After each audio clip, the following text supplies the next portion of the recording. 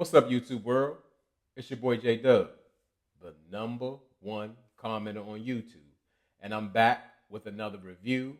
Today, I will be reviewing Married at First Sight. And this segment will be Steve and Noy.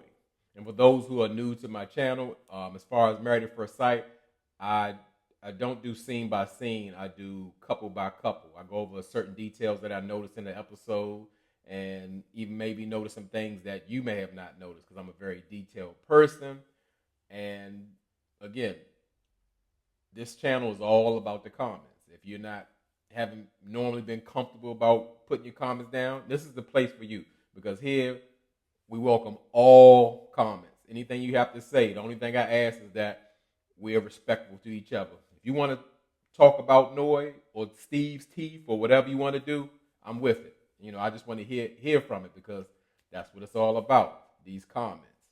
And also for the fact that I don't really ask for the likes and the subscribe. That's really not my thing. But I do ask for those comments because that's what I do it for. That's the energy I need from y'all. And truthfully, the comments are the best thing in the world. Like I said, some of y'all out there from the Dub fam are actually funnier than me. So let's go ahead and get into Steve and Noy. This is season 14, episode 11. So Steve, he starts out, he's at the park. Steve is living his best life, like he's at a summer camp or something. He's got his backpack on tow. He's having like a little play date with his friend down at the basketball court. So after they finish playing basketball, they sit down for a talk to discuss Steve, being married for 30 days. And when Steve is talking, he kind of paints a different type of narrative in this situation. He pretty much says that like Noy has these extreme or high expectations of him, of like him being responsible for all of the household duties. And he puts it to his friend like, well, as I explained to Noy, since I'm not full-time employed or whatever, she was good with it.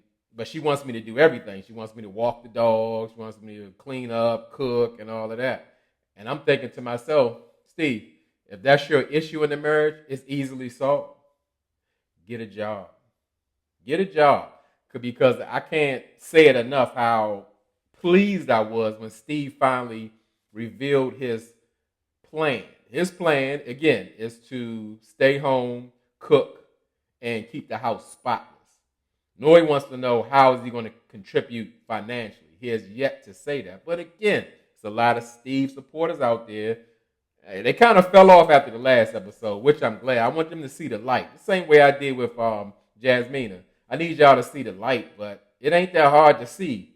Noy ain't even feeling those excuses that Steve is coming up with. I believe Noy's just not like so confrontational. And Steve pretty much like he complains that Noy is not really confiding in him. He's saying like when they have issues, she's going to like her friends to get the advice or to talk it out or talk it through. And then he feels like, well, like I'm the last person you come to. And I kind of get both sides of it. When in a marriage, Steve is expecting Noy to confide in him, or if she has an issue with him, to come to him. However, especially this is like a brand new marriage to a stranger. That's not his best friend. That's not someone he's known for years. So Noy, of course, is going to go to her consistent support system. This is brand new. And at the same time, I talked about this before in one of my videos with Married at First Sight. They always have that expectation, or some people have that expectation of like, well, we're getting married and we're going to be best friends and all. It doesn't work like that. Some people never become best friends, and some do. Again, I say that might be the best friend you ever had, but maybe not your best friend. So I see both sides where Steve and Noy are struggling with that. But I'm sure Steve is also not a fan of Noy like going to social media with their problems, because he let her know that off the back when she got missing for 24 hours. So Noy meets up with her friend for to have lunch and do the 1 month marriage check-in. And Noy says that her marriage is 80% great. Now, I don't know, again, if if Noy is delusional, she's putting on a good face for it. But maybe the finances is only 20%, but I don't really believe that. But Noy really, she said that what she enjoys about Steve is that he's the peacemaker in the situation. And he's quick to resolve conflict, which I would understand because Noy, like I said, isn't really a confrontational person. So she doesn't seem like she'll be quick to apologize for something she did or to stop the beef or whatever. She says Steve pretty much wants to, end the argument and say, "Hey, I apologize for whatever I did, and let's move on," which would really help in any type of relationship. But Noy told her friend that her biggest problem with Steve is that they have not worked out a financial plan as of yet. And if that issue doesn't get addressed, pretty much their marriage is going to be doomed. And she understands that, I'm going to say production has deemed Noy the hopeless romantic, but Noy's saying like that love stuff ain't enough. You need that romance and the finance. So they show Noy and Steve, they going out for their 1 month anniversary. Steve's giving the good tour of Boston and giving the history lessons, and they pretty much exchange gifts. Steve gives Noy some type of like a little leopard coat for sushi, and Noy's like laughing. I can't tell if she's excited about it. She said she likes it, but I really couldn't tell. But she looks under the coat for sushi, and she has the same type of blouse. She has a leopard print blouse. It's probably about 3 sizes too big for her, and that's what I would expect from someone who's just meeting someone, because it looked kind of crazy. But with Noy, she kind of bottles her feelings up, so I don't know if she really enjoyed or liked the gift. Noy gave Steve a Polaroid camera because she said she was kind of freaking out that he couldn't find a certain type of camera, so she kind of locked into that and felt that would have been a pretty good gift. So they took the selfies and all that with the new cameras working immediately. And again, I point out little details. We can't move forward till I say this. When you see them taking a picture smiling, you notice how much different the shade of Steve's teeth is. Now they turn like a darkish gray, and you see Noy's teeth is white. It's a little, I don't know. Somebody need to say something. I had to say it. So, they enjoying each other. They seem happy on the date or what have you, and they actually go out for a boat ride, and Steve has planned this boat ride with. I'm about to say it's hard to say Steve is planned. I just don't really believe that these couples have put this together. I believe it's all production set. But okay, I'm gonna go with it. Steve is planning this nighttime boat ride cruise. He laid out like a whole bunch of sushi for Noy because that's Noy's favorite food. Hence why her dog is named Sushi. And Steve again is still giving his history lessons, pointing out the boats about the Boston Tea Party and all that. And I could kind of tell, Noy kind of play like everything is good, but she says pretty much that she's really happy with Steve, and she enjoys his temperament, the way he handles problems and things like that. That kind of balances her out, as well as she's attracted to him. So while they're talking on the boat, I would say Steve really did this to himself. I don't know if production made him do this, but he set himself up. He asked Noy.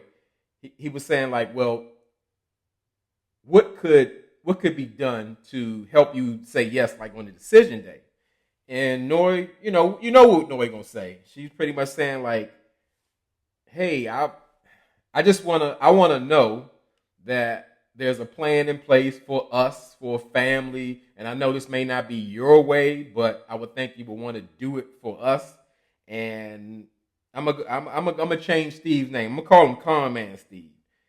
Con Man Steve, he get that lump in his throat. You can't see my throat because my beard, but he looks and he gets like the sharp eyes, and he's like, well, you've been really busy at work.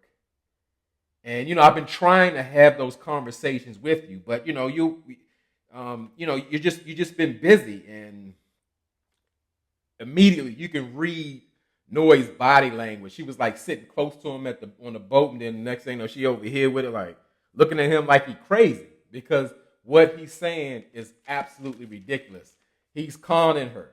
They like as I tell y'all, Steve is so communicative in every single area, but now he's lost for words. The lump in his throat is so thick he need a drink of water. He can't talk.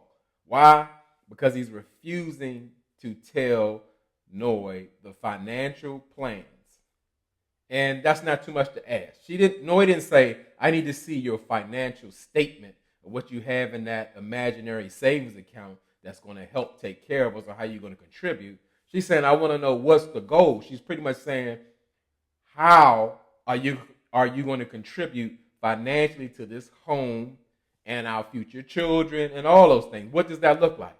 There's nothing wrong with wanting to have that conversation and receiving an answer. It's so ridiculous, but all right, what they done? You know, we never get an answer out with Steve with doing financials. He's always somewhere else, or he's going to take it somewhere else. He's deflecting. Con man Steve. So con man Steve and Noy, they go to a group dinner, and they kind of get into, you know, somebody out of all of the couples have to play the production plant like Gil did last year. So Mark the Shark is one of all people. Somebody got to do it. So Noy pretty much confesses that with Steve, when she first met him, like I guess in Puerto Rico when they was on a honeymoon, she kind of downplayed her love, so she'll call it puppy love that she had for him. But now she has that, I guess, the true love. She's in love with him, she loves him, and she likes him. And, you know, that's she's like pretty much all in with Steve with a slight exception. So Steve pretty much brought out that he's noticed he didn't really say anything positive about Noy's and him's marriage. He pretty much said that like he can see that they have like a very different way of communication. Like he likes to take things head on and address them, but he realizes Noy needs time to process the situations, and he's saying what he needs from Noy is for her to kind of balance that out. Like, don't leave him waiting 24 hours to talk about an issue, and especially not leaving. So, pretty much for Noy and Steve, that was it. I'm still waiting again to try to get to these financials, but my prediction, it'll never happen. Steve will get back in that RAV4 with the dent on the rear passenger side and go back to the campsite or where they was playing basketball at to live before he gives Noy the financial story. So, all right, as I said, I appreciate all the support y'all continue to give me. I was really hurting to get on these videos because they had skipped Ready to Love for last week. So now we back in the flow, and I'm going to start cranking these videos out for Married at First Sight. And as I say, y'all could be anywhere in this YouTube world, but you're here with me. I really appreciate it, and I really mean it.